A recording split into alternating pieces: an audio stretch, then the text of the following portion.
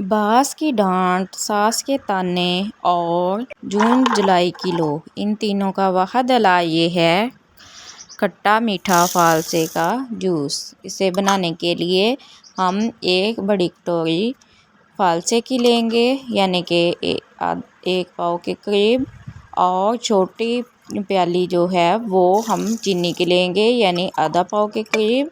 उसके बाद हम काला नमक 1 चम्मच डालेंगे, 3 गिलास पानी के डाल देंगे। पानी ठंडा होना चाहिए और इसे ब्लेंडर मशीन पर लगाकर इसे ब्लेंड कर लेंगे।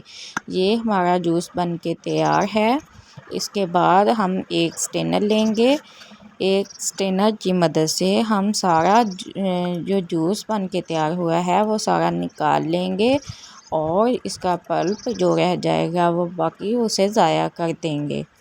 और ये शरबत आप घर पे बना के ज़रूर ट्राई कीजिएगा। ये गर्मी का तोड़ है और खून बनाने की फैक्ट्री भी इसे कहा जाता है।